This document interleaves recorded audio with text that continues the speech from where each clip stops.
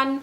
Welcome back to my channel. My name is Jaime Lee and I'm a mixed media artist, and here on my channel I talk about art supplies, I talk about art techniques, I do time-lapse art videos, and I also have a whole series of art videos on weird art, paranormal art, art conspiracy theories, art Mandela effects, art theft, and other videos that I find interesting and I hope you do as well. I started doing those videos because I'm into true crime, I'm into the supernatural and paranormal and just find that stuff interesting, and so I like to mash the two together, art and weird stuff, and just see what I can dig up and make videos about it. So if any of that stuff sounds interesting to you, please subscribe to my channel.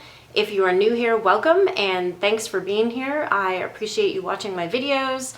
I know that I'm a very tiny channel, but I just find this fun, and if you get something out of watching my videos, then that's enough for me. It is a new year. Welcome to 2021. We made it through 2020, barely, just hanging on by that last thread, some of us. And I actually had some ideas for like holiday, December or Christmas themed videos, but 2020, man, like it just, the end of the year seemed to just come so quickly. Hi, Stella.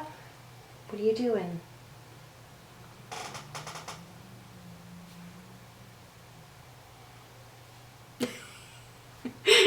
Hi, Stella.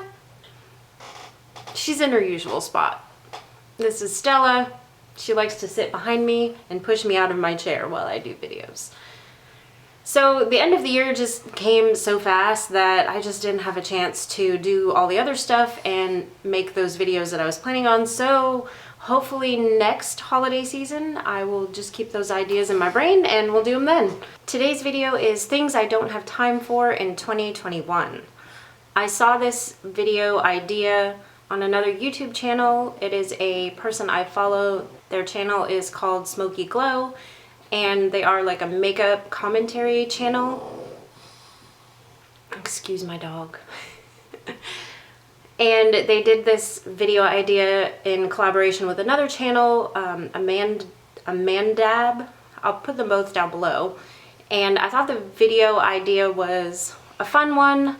I'm not a person much for New Year's resolutions. I don't know about you guys, but I've never been good at making resolutions. I've never been good at keeping any that I did actually make. The whole idea is just not really something that I am interested in, I guess. And so most years when everybody around me is like, yay, New Year's resolutions, and it's the start of a new year, and new year, new me, and all that stuff, I'm just like, I don't know. I've never really gotten into it. But the idea for this video was kind of fun to me because it's a little bit sarcastic, it's a little bit funny, and I'm going to focus mostly on art things since that's what this channel is all about. So it is stuff I am not taking with me into 2021.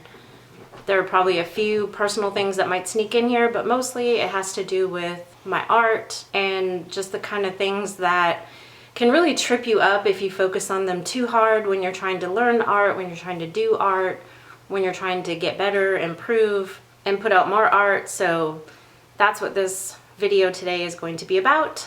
And let's get started with the first thing that I am not taking with me into 2021. And that is pressuring myself, both to start art, to finish art, to do a certain thing with art when I feel like it may be going in a different direction than I intended. Just, it feels like when you're doing something creative, there's a constant pressure from yourself, mostly. Sometimes it's pressure from other people, but I find that the pressure I deal with comes from me feeling like I've got to do things faster, I've got to do things better, I've got to improve like so much in such a short amount of time that it's unrealistic, and that I should be more far along by now, I should be doing better by now. Like all of this crazy perfectionist internal pressure that over the past several years I've dealt with big enough bouts of it that it causes me to like take a break for a little bit, like a break from art completely. Really that kind of thing leads to burnout, and burnout is no fun. So in 2021, I want to leave the pressure behind. I feel like I have in the past 3 or 4 years mostly since 2018, I've built up a lot more confidence than I used to have in myself and in my ability to do things, although sometimes certain things come up that make me want to tear my hair out, but for the most part I feel pretty confident in a lot of things that I didn't used to feel confident in. And I would like to leave behind the idea that I have to pressure myself to start a painting now, to finish a painting in a certain amount of time, unless it does have a deadline. And then if that's the case, then I need to plan better so that I'm not pressuring myself at the end to do crazy hours to finish the thing or go past the deadline that I've set. And, pressure never leads to anything good for me. It just leads me to feel like I'm failing, to give me huge anxiety. And, there's enough to be anxious about. There's enough to feel pressured and upset and weird about right now in the world. So the less I can do in my own life and on my own self, the better. And I hope that if you're watching this and you kind of feel the pressure to improve your skills faster, to do more paintings, to try to make more time for art, and you're feeling like you don't know where to fit it all in, just take a moment and think, do I really need to be giving myself all this pressure? Maybe I need to just kind of stop pressuring myself and just let things happen a little bit more as they will. I know that's not always possible, but to give yourself a little bit of a break, and hopefully that'll help us feel a little more settled this year and maybe help us do, I think it can kind of help you actually do better art and more art when you're not pressuring yourself so hard. The next thing I am not going to take with me into 2021 is putting myself down about my art or my art skills. I used to be actually really bad about this, to the point where I had a hard time showing my art to people. Oh, it's not that good, I'm still practicing, I don't really know what I'm doing, and I would just default to putting myself down instead of just considering for a moment that, hey, I'm learning how to do this. It's not like you start doing something one day and then like overnight you're like, yay, I'm perfect. That never happens, and I don't know why I felt the need to put my own self and my own art skills down. But for many years before I got really serious about it, I was very, I guess the word would be, ashamed of my skills, because a lot of the skills I had needed to be improved, and that's okay. It's okay to have skills that you need to improve. That's why you learn stuff, and that's why you practice, and that's why you get better. It's only in probably the last year or so, I would say, for myself, that I've really thought about, maybe I can say, hey, I'm pretty good at this part of it. Hey, I'm pretty good at doing this.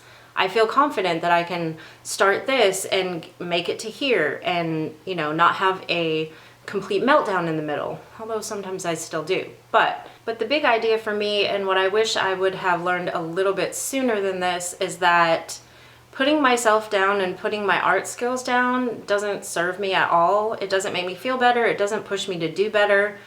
It really just gives me a complex about, I'm never going to get better. Everybody else is doing better than me. Oh, those are real artists and I'm just, an amateur. But that's okay to be there. It's okay to start somewhere and not be that good. And then as you go along, you get better. And then you can look back on when you weren't so good and you can go, boy, I've really improved, instead of, wow, she sucked. I think I'm finally at the point now where I can do that much better. And so hopefully in 2021, I would like to, even more so than I have been lately, just give myself props for what I've done, be proud of, how hard I worked and how much it took me to get to where I'm at. I've taken time away from my family. I have, worked on my art consistently, like every day. And there's a lot of stuff that I thought I was gonna do that for and I didn't. So this is the thing that I've stuck with. And even that's something to be proud of. And I've even gotten to the point now where I can kind of look at my art from like 2015 and 2016 and yeah, I still cringe, but I at least give her credit for doing what she did, because that's what got me here. And there's no need to tell people, that false modesty or false being humble of, oh, thanks, it's just art. I'm not that, I'm not that good. I'm still learning. Instead of that, just be proud of what you've done and say, yeah, I'm an artist and I'm learning how to do this. And, here's what I'm doing right now.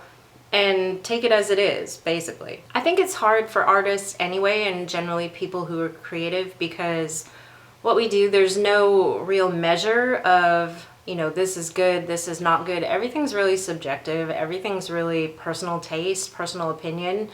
I mean, you can show a really great piece of art to one person and they'll be like, wow, that's amazing. And you can show it to another person and they'll be like, that's just not really for me. And you kind of can't take that stuff personally, even though I do, I mean, most of the time. And I know a lot of people also do as well. But it's like, when it's hard to judge how you're doing, it's hard to tell yourself, hey, you're doing a great job, because you're sticking with it. You know, you're showing up every day, you're completing things, you're starting things, you're looking for ideas, you're dealing with all of the craziness of life, plus you're doing this too. And I think we don't give ourselves enough credit for that, and I think it's important to really give ourselves credit for that, because if you don't, you start to feel dragged down and you're not really looking forward to what you're doing anymore. So definitely leaving the putting yourself and your skills down, no matter where you're at, no matter if you've just started or you've been doing this for years, there's always something to learn. There's always some new technique to try, and there's always something we can teach ourselves, and then we can also practice what we've been doing and be the best we can be at it. So there's really no reason to act like we're not proud of what we're doing, because hopefully you are proud of what you're doing. Okay, so this one's probably gonna be a tough one, but I am leaving behind making excuses. That can stay in 2020 and before, and hopefully in 2021 and moving on from there. I can catch myself. I think that's the hardest thing about making an excuse about something, is to catch yourself as you're doing it and go, hey, wait a minute, that feels like an excuse. Are you sure? And I know that so many of us fall into the same traps of, oh, no, I don't have the time, or I don't have the right materials, or I don't have enough money to get the right materials. You know, I don't know how to start. I don't know who to ask. There's so many things that you can be tripped up by, and then it's so easy to make an excuse as to why, well, I guess I can't do it then because I don't know how to do this or whatever. Eventually you start to realize, after you've done something for a while and you've looked up answers and you've asked people and you've found resources or information or whatever it is you're looking for, that, you know, a lot of the things that we put up as the reasons why we can't do something are really just excuses as to why we're scared. We're scared of doing it because we're afraid that it's not going to turn out right. We're afraid that the path we're going down is the wrong one.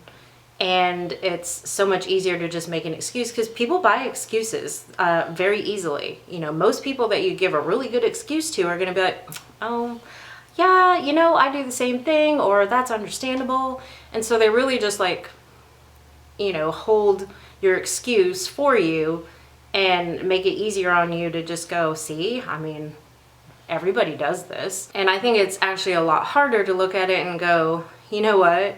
I actually do have a lot of time, I'm just doing other stuff. Or, you know, life is crazy busy, but this is really important to me, so we need to figure out something so that I can do this. There's always a way around the excuse. I think the most important thing is to actually recognize that you're making an excuse first. And sometimes it's really hard to admit.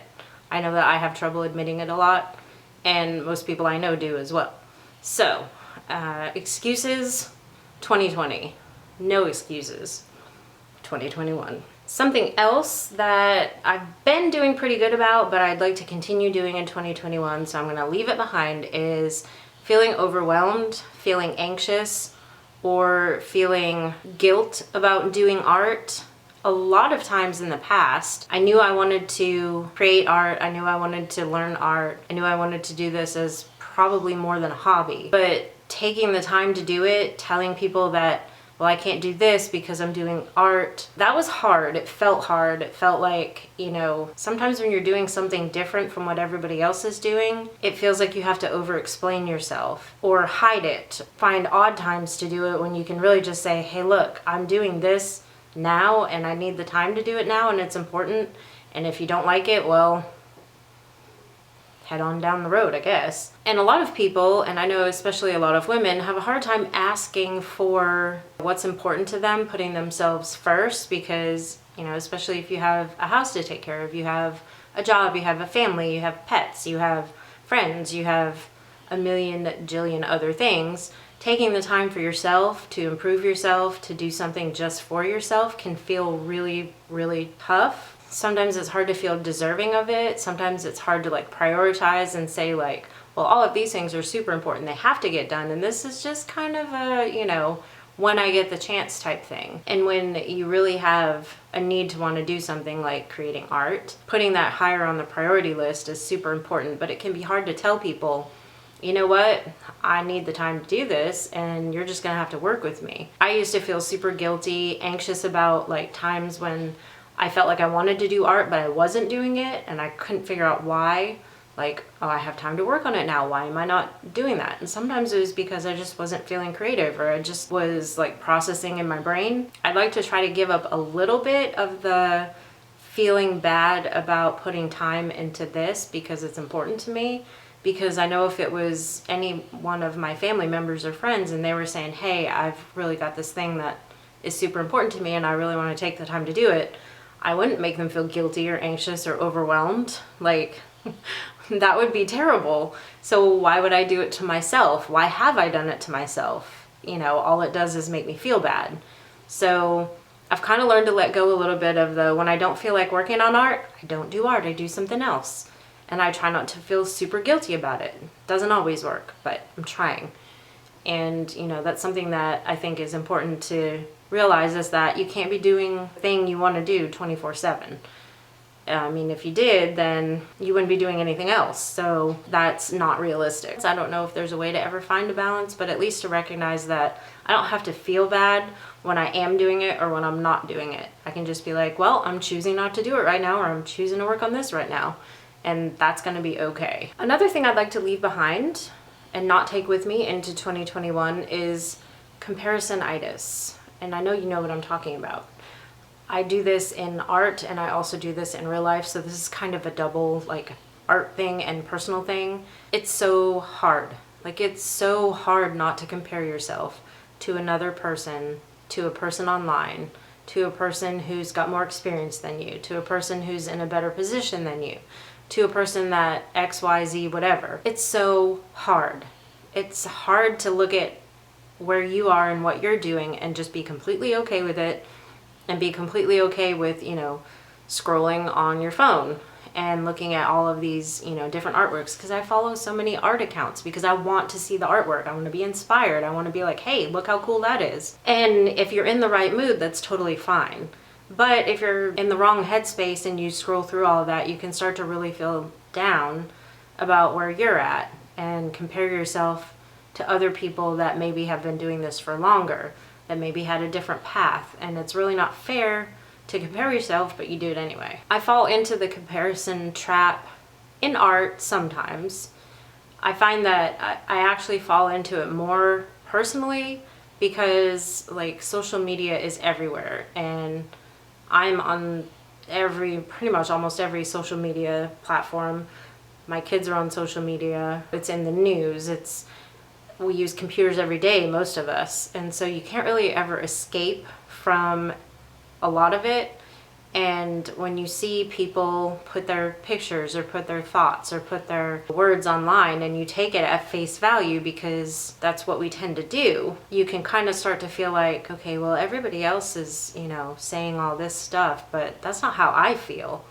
As somebody who's struggled with anxiety, as somebody who's struggled with depression and low self-esteem and lack of confidence, seeing other people's lives in videos and pictures and status updates, all of that kind of stuff online, it can start to seem like the highlight reel that you see is all there is. And you forget that no matter what it is that you're seeing, no matter what it is that people are putting out there, that's not the whole story. You're not getting, you know, the entire picture. You're just getting a small piece of it, and you're taking that small piece and you're making it the entire picture. But, you know, there's certain things that I choose to share, and there's certain things that I don't choose to share, either because it's boring or irrelevant or personal.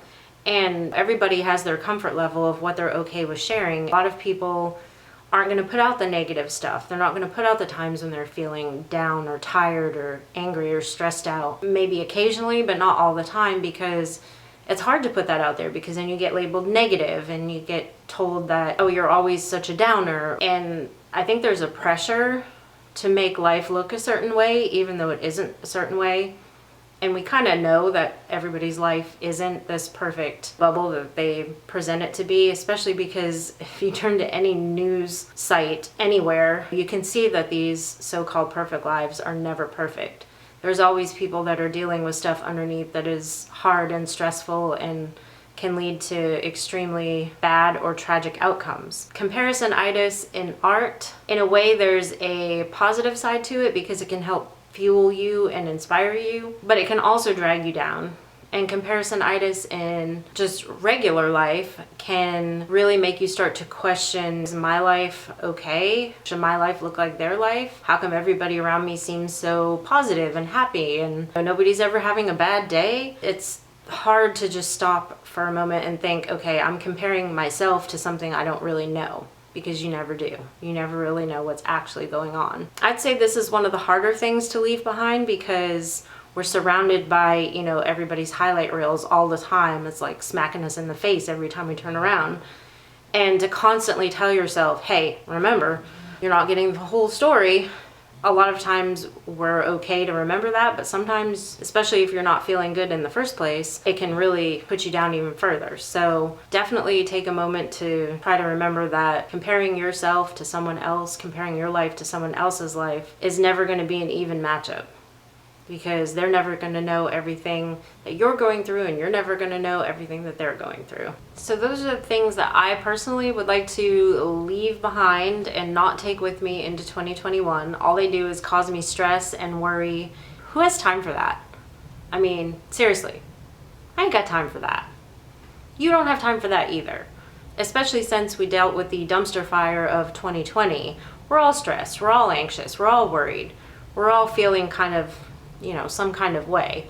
So to add to that by, you know, making ourselves feel bad about things that are completely out of our control, we don't need that. We don't need that in 2021 or any other year for that matter. And especially if you're an artist, especially if you're a creative person and it's important to you. It's important to you to do your art. It's important for you to create. I hope that you will kind of look at the things that you're taking with you into 2021 and the things that aren't helping you, get rid of them. Kick them to the curb. They're like that bad ex-friend or bad ex-boyfriend or girlfriend. You just don't need them anymore because all they do is bring you down. And who needs that? We don't need that right now. We need things that will get us through this time and hopefully set us up for a better future. I would love to hear from you. What are some things that you're not taking with you into 2021? Let me know in the comments. If you have any suggestions or ideas for me or things you'd like me to cover, please let me know in the comments. I would love to hear your ideas or see what you're looking forward to hearing about. I hope if you like this video, you give it a thumbs up.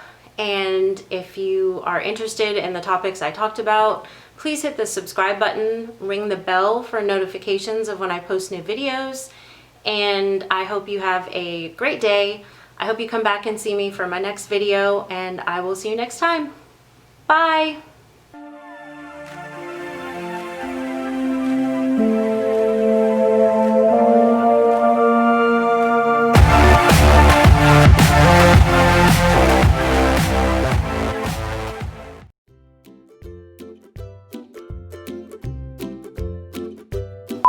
You like chew on that thing? No. Hi everyone. Welcome to my channel. No. Damn it, I messed up already. 2 seconds in. It's been a while. Yeah. For today's video, I actually am... No. Holy smokes. We're in it already. Of course, by the time I am able to do this, then we'll have to go out to the bathroom again. Oh my god. Seriously? Okay, that's hilarious. Or is that it? Maybe? Did that sound stupid? Probably. Then there's a fucking train.